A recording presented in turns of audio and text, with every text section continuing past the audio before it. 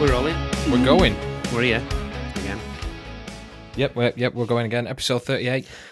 Not that I'm counting or anything. You what? What have you been eating? It smells good in here. Macaroni and cheese. Oh, I do love macaroni. The co-op, the everyday saver one. I like that. It's It's all right. I like it's nice. I love macaroni. Do you know what makes macaroni cheese really nice? I used to work in a quarry. I used to take like macaroni cheese for my dinner. Get a bag of crisps, crush up the bag of crisps, and then tip the bag of crisps on top of it. Yeah, just gives it a bit of crunch, doesn't it? Do you know? Well, it's funny. lovely. It's funny you say that because I've been eating a lot of pot noodles lately. I've been revisiting the pot noodle, and sort of I've been struggling with. I guess it depends on how much water you put in, but it doesn't matter because I like it quite thick and stodgy. Yeah, but I'm still left with tons of water juice. You know, like the noodle juice.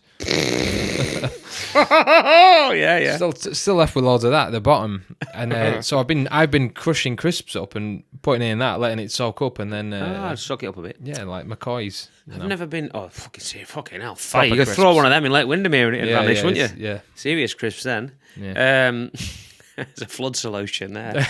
If you're looking for one, just a skip full of the sponge crisps. Yeah, I've never been a big fan of pot noodles. I like noodles, but pot noodles have a bit of a taste of their own. There's only one flavour I'll go to really. The nice and spicy, the orange one. I don't really that one.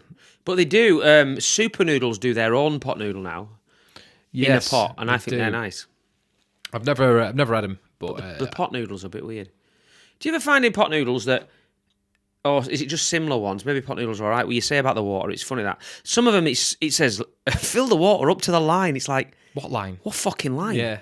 What line are we talking about here? There is no line. It'll be the faintest line going. I think pot noodles are all right because they've got three they've got three like the faded. Yeah. And it's like here if you want it thick, here if you don't. Right. And here if you want it like really watery, but. Yeah, so they do. You know, I always have these little porridge pots as well in the morning sometimes. Oh, yeah. I'm just bloody, lazy. Don't eat before I leave the house. Oh, not eating porridge if you're on a diet. Porridge is the best thing to eat. Or you're getting fit or whatever. Fills you up, doesn't it? Porridge? It does fill you up. Yeah, but they're the same. There's no line. Fill up to the line, and sometimes they end up eating like cement. Other times, you get a job on a building site. You make the great porridge, apparently. Yeah. So. Yeah. Anyway, that's that clear, didn't it? Welcome to the pot-based snack podcast, the podcast. The podcast, yeah. But yeah, this is the Massive Wagons podcast. If you're joining us for the very first time, where have you been? You're late. It's 38. It's fucking 38. 38 episods. Turn this off and go back to number 1 right now. Start it again. Yeah. Don't do that. No, don't do that. Because I guarantee you won't make it to 38. We play it. No. We play in a band called Massive Wagons, and we talk about just music stuff, really. Being in a band. I would like to say things we know things about, but yeah, that's opposite. I guess we know more about that than any other subject, so I guess it's fair enough. We talk about what we do for a living. Yeah, I'm going to sneeze any second. I'm just waiting for it to. Oh, is it one of them? There we go. Sorry for blowing your eardrums up. It's all right. I'll clip gain that down. It's all right. Clip gain it, yeah. We talked about quite a few things over the last few months. We're going to talk about today. I thought we'd talk about like Kiss. Yeah, no. Sorry, no. We always. The rule of this podcast is we always. Well, it's not the rule, but we sort of end up talking about Kiss for some reason. Getting it out of the way at the start. Every single week. So we're going to try and avoid talking about them today. And we're going to talk about album cycles, how that's changed over the decades. If it even existed back in the day, was there a cycle? Whereas now it's sort of like it's almost kind of defined, if you know what I mean, like maybe a possibly 3 year kind of cycle, rinse and repeat. Yeah. Well, let's start off with talking about ours, I suppose. No matter how fast we have tried to write, I mean, we're trying to change it this time, isn't it? It takes us 2 years. We are stuck between gigging, family life, and various other bits and pieces, and so 2 years seems to be our length of every. It's all the time, isn't it? 2 years. It's like from starting to write it to recording demos and then to get into the studio. Well, whether it was intentional or not, since we started the band, we have released an album every 2 years. 2012, 14, 16, 18, 20, 22, so and we're going to be releasing another next year, so there must be some reason why that's happened, because it was never a conscious thing. It wasn't like, we're going to, certainly not in the early days. No. But it just happens like that. And but I mean, that includes your... Why is that? That includes your campaign, doesn't it?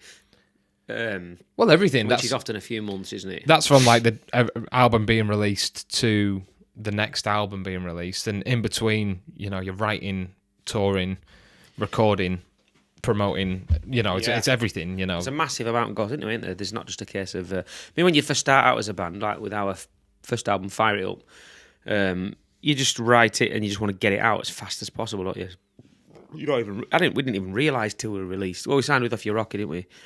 We didn't even... Well, there wasn't much of a fucking campaign there either, was it, to be honest with you, was there? But certainly when we signed with Earache... Well, I think the process became more apparent when we signed with Off Your Rocker. The PR aspect of it, certainly, because we'd never done any of that before, had we? We didn't realise... Well, literally the act of picking a date to release an album, like... I remember the very first one we did, it was like... The date that we released it was the date that the CDs arrived in our... We can start selling them at pubs now. Exactly, in our or giving them... I say selling them, giving them away. Yeah, to be honest. But yeah, I think the sort of discussion should be really around not necessarily why it's like that. I mean, we can get to like that, but is it better now when it's a kind of more, the album cycle has become a sort of tradition, I guess. Yeah. So, the industry sort of standard. Whereas you go back to the 60s and 70s, what was it? David Bowie released like 15 albums in the 70s or something like that. Wow, that's crazy. Fleetwood Mac, similar. Bands were releasing albums at least once a year, sometimes more. And that's mental now when you think about it.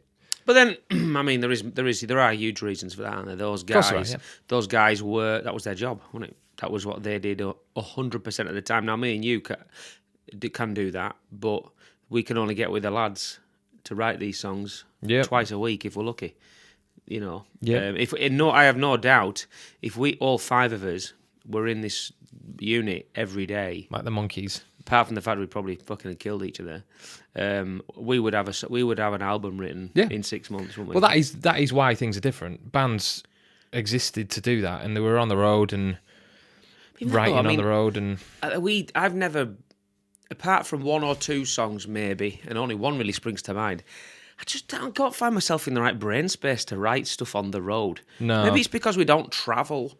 We have travelled around Europe a bit and stuff, and these are the old bands travelling around the world, and then maybe travelling and you'll certainly look back at like the 60s and 70s, and they're all on like the Who and that, and they're on a bus with Manfred Mann or whatever, and they're like, just on a. It's not a sleeper bus; it's a coach driving around America, looking out the window, So you sat there with nothing to do, aren't you? So maybe writing stuff was a bit more. There's a bit easier, but now there are distractions and there are. I just can't seem to get my head into the space to write on the road. It's myself. It is strange. I mean, I'm trying to every time. Sorry to interrupt you. Every time the bus stops, I'm trying to catch up on the sleep I haven't had for the last flipping 10 hours, letting me bump going like this.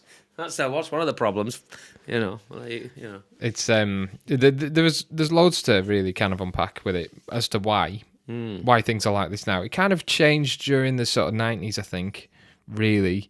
And even then, it's not a rule, because, I mean, there's, in the pop world, all these pop stars and that, and these hip-hop rappers and whatnot, they seem to be much more kind of prolific with their output.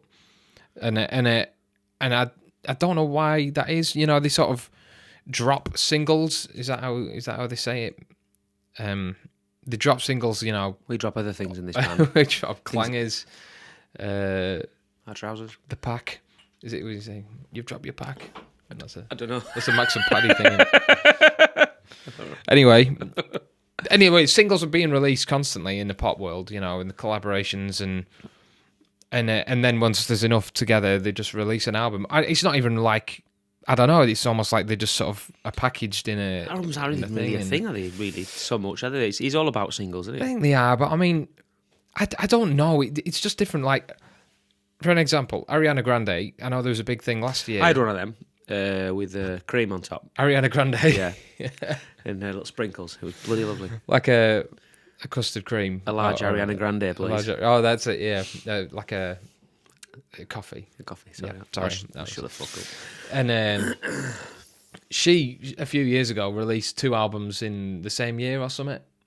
It was something like that. I remember her doing it, and I was thinking, like, wow, that's cool. But then you look at the credits of these albums, and she's got about 20 producers on each one, and they've all been written. She's not sat there and No. and with an acoustic guitar and written all of these songs and whatever. Takes so long, there's an army of people around her, as I'm sure there are with a lot of bands, and I'm sure there are with rock bands as well. I know when we were recording one of the albums, I can't remember who we were talking to. It could have been Colin Richardson. It was Colin Richardson or Andy Sneap. It was one of the two, and they were explaining about the songwriters and how they write the songs, and that blew my mind. About. Oh yeah, about picking the key, and picking the time of year and the certain words, and it was Devin Townsend. So much constructed, aren't there? So much thought goes into Yeah, well, it's very. It's almost nothing to do with the meaning of the song and how heartfelt it is, or what it can mean and the message. It's about what words are popular, what's going to flash up in an algorithm. Exactly. Or it's like, no, what? Literally, so like you work. I'm not saying they're all like this, but there are some publishing houses out there. They employ writers and then sort of give them, commission them to write songs in a certain key at a certain tempo. That's right, yeah. With certain, topics in mind, and it's to create this kind of, I don't know, like you said, ticking the boxes in an algorithm and what's going to immediately. Yeah, jump. Yeah, I mean, that's why they have to release them so fast. Maybe, or else they become irrelevant again. Well, that's a really good point, and that's to me the biggest argument for releasing music more frequently than is sort of now commonplace. Where I don't know about you, but we write a song, and then where we are now, say we released our last album in November last year. So it's been 10 months since then. We've written, I don't know, whatever, half a dozen songs or somewhere thereabouts. But some of those were written months ago, and we're not going to be recording until early next year. That's a long time between having the idea and being excited about an idea and the song and everything to even recording it, let alone releasing it. Yeah. By that point, you could make it better. You could think, like this, but also quite often I go, I don't really like it now, and it's not really because it's not any good. I've kind of moved on. You know what I mean? That I've not. Yeah, there is. You've got to capture that. Well, I was really worried about Triggered, our album Triggered, because a lot of that stuff. Well, just from my point of view, like words and stuff, was written about things at the time, and then I'm thinking, by the time this comes out, I hope this is not irrelevant. Yeah, you know what I mean? Like the song Triggered, for example, and there's a couple of others. I'm thinking, I hope this doesn't sound really old hat. It doesn't matter if it comes out at the time it is relevant, and then in years to come it was still released around that time. But I just hope it didn't become. It didn't. Luckily, I think we released it in time, and people still remembered all the things I was fucking singing about. But yeah, it is a worry. Yeah, no, I remember you bringing that up as well. I remember you saying that when we were recording it and writing it. But I mean, in the song Triggered, I sing about AC/DC's new album, which was Power Up. Because a lot of people were getting triggered by this new DC album. So I wrote the line, and then we recorded it. Yeah. The album had been out 2 years, and it's like, who's triggered by that anymore? No, but it's the point of the comment, though, isn't it? You get triggered by the new one from DC. Yeah. It's sort of not. It's a generic term, isn't it? I guess it could apply to anything, really. Yeah. But yeah, that to me is from a kind of an artist point of view. That's where it's where I think I've kind of missed not being able to capture that kind of, I guess, excitement, if that's the word. When you're sort of psyched up about something to get it out there, like we've written it, right? If you only had a couple of months to record, Yeah.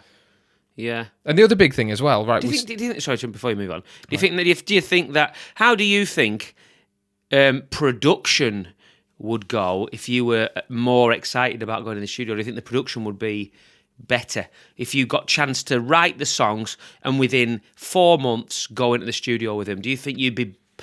The fact that you're buzzing about the songs and the novelty hasn't worn up, because you do a lot of the production in the studio anyway, like with Chris on the last 2 albums, do you think you'd be like, yeah, fucking yeah, let's try this, try that? Or do you think the fact that you get bored with them a bit, you may be a bit more lackadaisical about ideas on them? And... No, I don't know, but that's my favourite bit of recording. It's like when the songs are like 80% done and we're putting the kind of, the sort of fairy dust on it, if you will. We're great in the parmesan. The parmesan. We're great in the parmesan on it, and with the chili oil and all that kind of stuff. Stinking cheese. And maybe stinking cheese isn't the right. Maybe it's the right phrase. Yeah. And that's my favourite bit, because it's being creative again. It's like the ideas are coming and you go, let's try this, let's try that. Now I'm sure that would happen at any point, but yeah. Sometimes you get in and it's like, how did it go again? What was the... Yeah, what did we write? Especially like the first ones that you write, they're always... Although, to be honest, we triggered It Was Gone Are the Days. That was the first one we wrote, and I still think... I thought that was great. One of the better songs. When we took that to the studio, Chris Clancy was like, let's try this. And to be honest, that reinvigorates you when you've got somebody else who has never heard them before. Yeah. Starts bringing ideas and you start going, right... Well, the role of the producer is... still, in my opinion, very critical. Yeah, definitely. But yeah, I would say that was the biggest, the thing that I think is missing maybe nowadays than what it was. But we were talking about Bowie and Fleetwood Mac and whoever releasing albums that frequently. They weren't as long as they are now. They weren't putting 13, 14 songs on an album. No, they weren't, were they? No. You look back at all them albums, some classic albums, and it's like. Yeah, 9 songs. Like that, because they had to fit them onto a vinyl, but 4 aside at the most. I was in a conversation with somebody inboxed us, Wagons, and they'd said they'd been voting on the Planet Rock, or about the Planet Rock. They did a thing at the last bank holiday, was like a bank holiday program, the greatest ever album covers, I think. And do you know what won? I'm sure it won anyway. I'm pretty sure it won the conversation. It was Rising. Oh, fair enough. Yeah, I was like, well, fair play, that's an amazing. And I got in a bit of a conversation with the guy about the album, how great it is, because I love that album. And he said, "Did you realise it's only like 37 minutes long?" Yeah. And I was like, 6 songs. Fucking hell! Do you know what? I've listened. Amount of times I said, "You know what? That's the testament of a great album. You don't even realise how long it is. You just get engrossed in that album, and you forget just how short it is." Yeah, it's commonplace. I mean, yeah. Loads of those albums. Sometimes, I mean, it's fair to say your average song length back then was probably a bit longer. About 8 minutes. Led Zeppelin and Rainbow and whatever. They weren't shy of a sort of 20-minute epic or two. No. But they had time. Because they wrote and released so quick. They had the time to find their sound. Do you know what I mean? They. Like there's some bands that have got really good albums. I'll use one, and I'm probably going to put my neck on the line here. But Pink Floyd, I think Dark Side of the Moon is fantastic, and I think every album before it is utter, well, not as good, shall we say? Shite is what he's going to say. It's not for me, But. It's not for me. But you could see the process they were going through. You could see the lead up. You could see the lead up, and it's all coming to this to this point where it all comes together. Yeah. And it wouldn't have been Dark Side of the Moon couldn't have existed without all of that leading up to it. And bands were given the chance, I feel, back then to not necessarily make mistakes, but there wasn't always this. It didn't seem to always be this kind of where's the radio song, where's the single. Make sure you get to the chorus. Pressure, innit? From pressure from labels, pressure from management, pressure from whatever. You got to be a certain way. Well, I think certainly back in like in the 60s and 70s, the 70s especially, it was all about the fucking free expression and the art and and everything, wasn't it? And being who you want to be, and don't rush these things. And Yeah, it was. Yeah, now it's it was less about money, wasn't it? Because it was labels and that were throwing money around, good after bad, weren't it? It was all about, let these guys work, man. They're fucking geniuses, you know. He dresses like a fucking toadstool, and well, you know, let them do what they want. Now it's like we need fucking results. Exactly. I mean, the man in a suit needs to buy a new car. Look at Rainbow Rising as an example. So Richard Blackmore left Deep Purple, one of the biggest band in the world at the time. You know, just headline California Jam and all that kind of stuff. Did they headline it, or was that ELO? I don't know. But anyway, they massive, huge band. He buggers off. He's only set the stage on fire and flew off in a helicopter. Yeah, that's the one. Yeah, he's like, right, you know what? I'm gonna form a band, and we're gonna sing about medieval things, Man on the Silver Mountain, all this kind of stuff. Yeah, and the world's smallest singer. And perform it under a giant rainbow. Which, when you think about it, Rainbow is the lamest band for lamest name for a hard rock band going in it, really. Rainbow. Yeah, I know. Yes, I know. Yeah. And then I'm going to record it in a castle. Never really thought of that. You know, all this kind of stuff, and it's like, on paper, you'd be like, what are you doing, Richie? Yeah, what? You know, he's a madman, isn't he? He's mental. The mad genius. But he's somehow, I mean, fair enough. Maybe he got, you know, he's Richie Blackmore. He's got the weight to be able to do that. But he had the freedom and the creative freedom to go and pursue that, and then make some of the best music that's ever been made ever. And I bet people were falling over themselves to sign him, to have a deal with him, to see what he's doing, to. Oh, what's Richie doing now? You know. Yeah, well, I don't know any. Now I get the feeling it's a bit more like if you don't do what we want, well, we don't know what to do. Yeah, well, you know, there was a lot more money around back then. But anyway, back to the point. The album cycles now. They're kind of like you said earlier. It's maybe born out of necessity more than.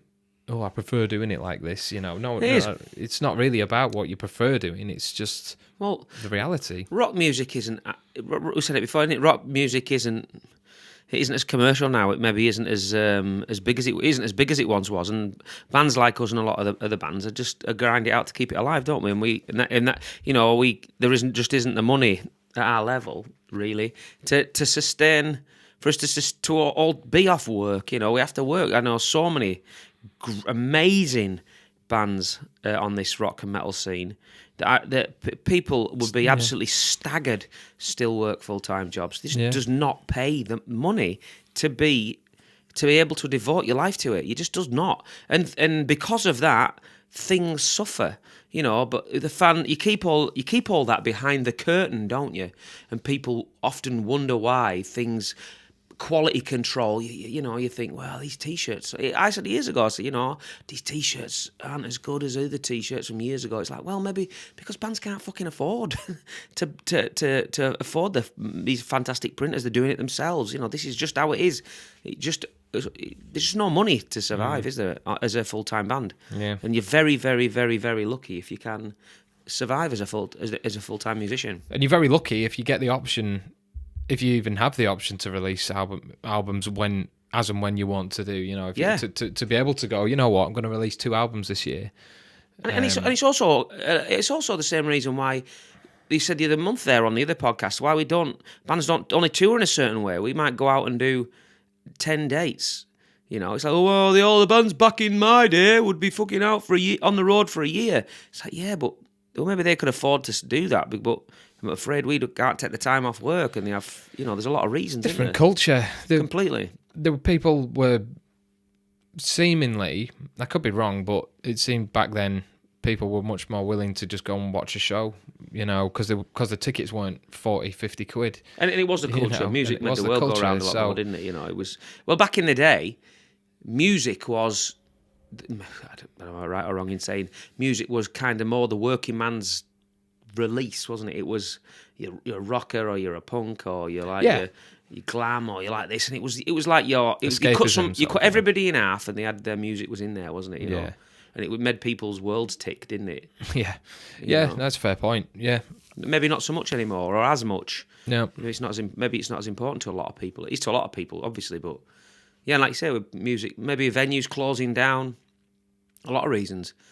You know, tickets being £100 plus. T-shirts being 45 quid. Yeah. It's just dying. It's it's not. People are doing. Everyone's doing the best to keep it alive, but and recording studios were much more. Well, there were much more of them about then, and that was much more of an industry. So we're now artists like us. We're bound by.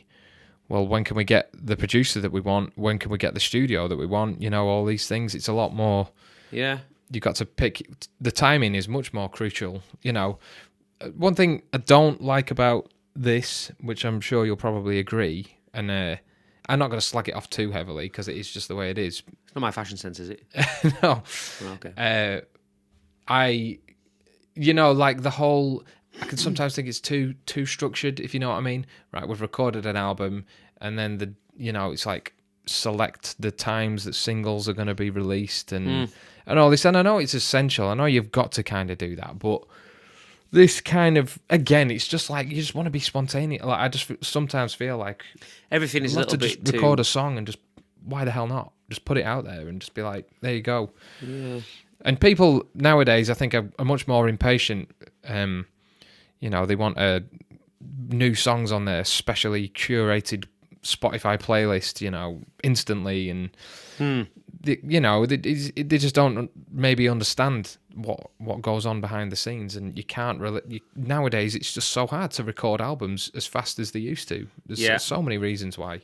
Yeah, it's, for all the reasons you said and went into. Yeah, definitely. Yeah. But yeah, it's just, but it is amazing. We're very lucky, us in particular, to have such a great fan base and an understanding fan base. I think more in the rock world than any other. Maybe I can't really speak for many other genres, to be honest, but I know the rock world. They're very, very hardcore. If you're you seem to be rock fans, seem to be hardcore music fans, and they get invested in every side of it, and they like to know and be interested in everything, the recording and the bands and everything. And it's like a way of life, isn't it? And they're very understanding, and that's amazing, Having said that, though, I mean, 2 years is the most I'd ever want to wait. Oh, yeah, yeah, definitely agree with you there. You're always looking to the next thing, and then you can't leave it longer if we can help it, we'll always try to get new music out there. It's because you've got to. Yeah, definitely. Really, well, it's your bread and butter, isn't it? And then we are working. Probably we're sort of devoted ourselves at the moment to trying to work as fast as we can to put another one out. And be a bit more intense with the old songwriting, aren't we? And it's good. Yeah. I've got a good feeling. I mean, I think with pressure, we're at the point now where the pressure's going to be on a little bit, which is where I think we write our best. But there's absolutely no reason why we couldn't have another album written and recorded and released, really, if we absolutely knuckle down by Christmas. Next week. But the reality is that we're probably going to have it recorded early next year, and then everything after that is, the promotion kind of side of things, and there's no real reason for that. It's just the way it's just the way it is to maximise the impact of it, and there you go. Yeah. But anyway, there's some considerations. Let us know what you think. If you think that, are you sick of waiting? Are you sick of waiting? Yeah. Is it too much? Who does it different? Who does it best? What bands are up there releasing stuff super fast? I do think that the rock world, rock and metal or whatever, could take a leaf out of the pop side of things book. Like they do seem to be these pop stars, like your Donny Osmonds and all that. Fucking Donny Osmond. Crazy horses. That was that song, wasn't it? Your Shares and all these pop stars. Yeah, all these. Yeah, they know what they're doing. All these current pop stars. Cher looks younger now than she did back then, doesn't she? It's. I like the way they attack it. So and like I said earlier, though, there's a lot more money there, and they've probably got an army of producers behind them We've got me and him helping them write. Helping them write and release the songs in a timely fashion. A couple of potless losers backing it up as we go along. That's a different podcast anyway. But thanks for joining us. Yeah, like and subscribe, ring the bell, whatever the fuck. Do all of that. Yeah. See you next time.